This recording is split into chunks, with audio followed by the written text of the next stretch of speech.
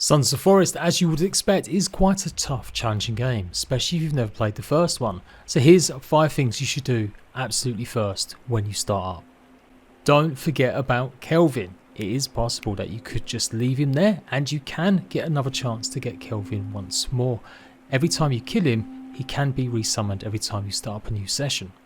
He might seem a bit stupid, or if you've seen him not doing too much in streams, he is a godsend in the early days, as long as you remember to use him properly.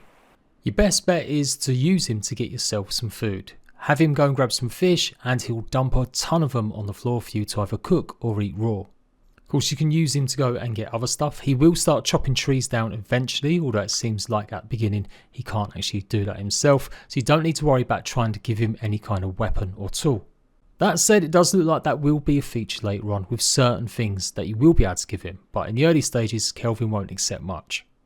If you want a bit more immersion, maybe you're playing with just you and your pals and you don't want an NPC there, you can go ahead and kill him, as I said, and that will get rid of him for that session, or I do believe until you have slept the night. He may then just suddenly turn up outside your house.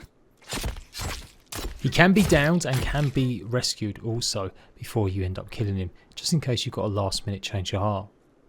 If you want to mess around with the 3D printing almost straight away, then make sure you go to the right location. You'll have a quest at pretty much the beginning telling you to go and find the other remainings of the crash. These are the purple waypoints that you can see.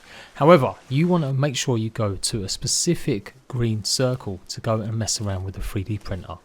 Just like the original forest, the crash locations can appear dynamically across the map, so you may not be in the same position as someone else.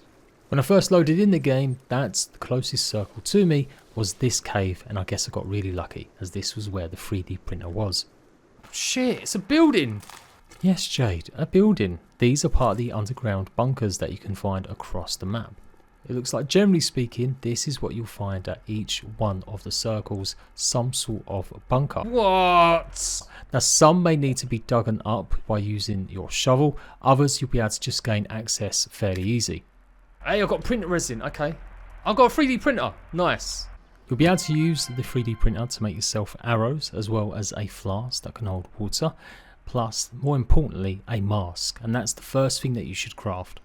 There are things like armor mesh, which you can combine with other items to give yourself a body armor, as well as a sledge that you'll be able to drag stuff around.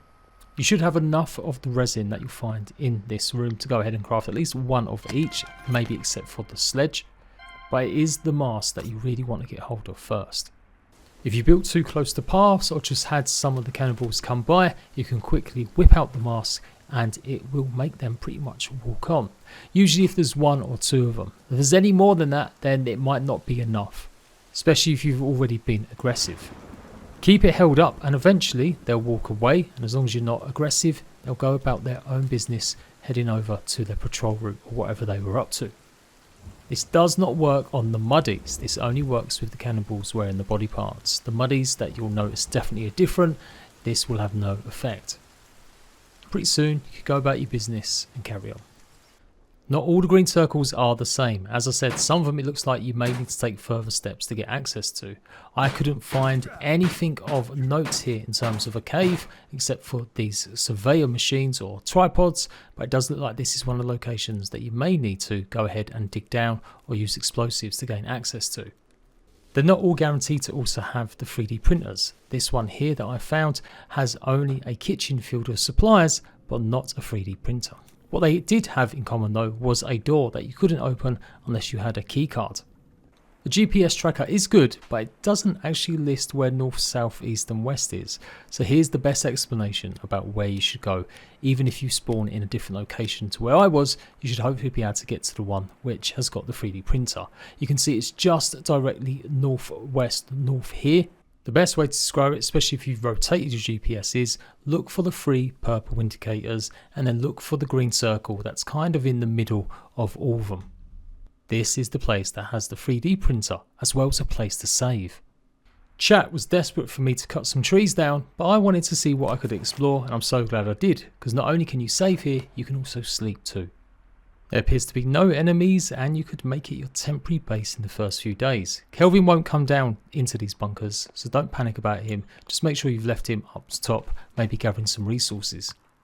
When it does come to making a base, especially if you're solo, I wouldn't necessarily start building your wooden lodge straight away. Scope out some areas and see if you can find somewhere pretty nice.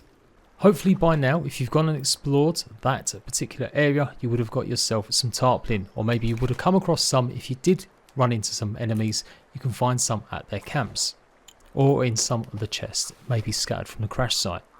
Equip it in your hand, then place it on the floor, and then you simply need to get 2 sticks and you've made yourself your first save point. What you might not know is that you can actually pick it up. Originally I didn't think you could, even after it got broke. It seemed to be that the tarpaulin was just on the floor, but you just need to press and hold C on it and it should toggle loose and you should be able to pick it up and use it again. Just need to get the sticks in the right spot. Obviously when they're white, that means you've done it right, and you only need to do 2 sides and you've got a save and a rest point. If you're a bit of a natural explorer like me and it didn't really work out for you, don't panic. Just like the first one, if you're on your own especially, you'll be dragged to an enemy encampment and this will give you a chance to escape. Damn son! Am I being dragged?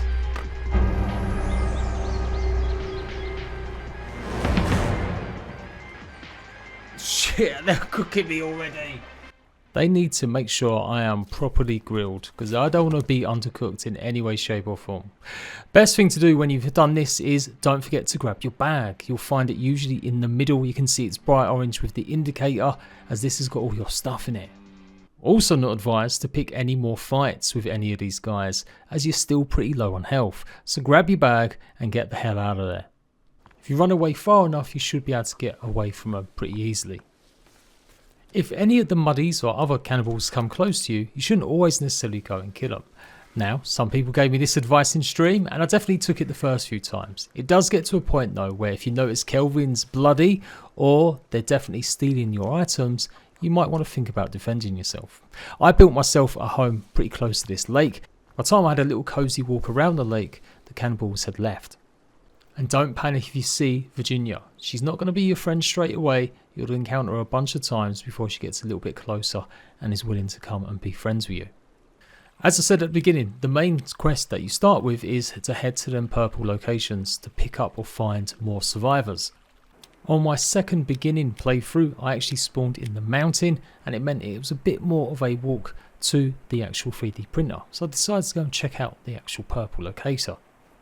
It will beep incessantly as you're close and you can see that the guy is just hanging around on the edge of this cliff. In this instance you can break that rope, and if you go to the bottom of the cliff you should find some resources and the GPS locator. I figured maybe it would be something that I'd be able to drop and use as a waypoint, or it would give me that ability, but nope, not yet, not with only the first one anyway.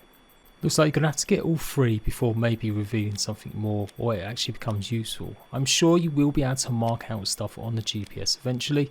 It seems a bit odd just to give you a locator that you can't actually really use, and it's just kind of annoying having it beep when it's in your hand. So look out for a more in-depth guide from me on that. But I thought I'd mention it here just in case you really did want to go off and explore the purple icons first. I'd say get yourself settled, get a base set up first. On keyboard, of course, it tells you to use M to pull it up. On controller, you're going to have to equip it first, and then you can go and press down on a D-pad, and that should bring it up. Keep pressing down again, and you can cycle and zoom in or zoom out. On a mouse, it's clicking the scroll wheel to zoom in and zoom out, or third button. So there you go. 5 quick and dirty tips on what you should do as soon as you spawn in for the first time, and maybe give you some ideas about what to do next. Make sure to subscribe for even more in-depth proper guides and full-blown walkthroughs, and I'll see you right back for some more survival of the fittest in Sons of the Forest.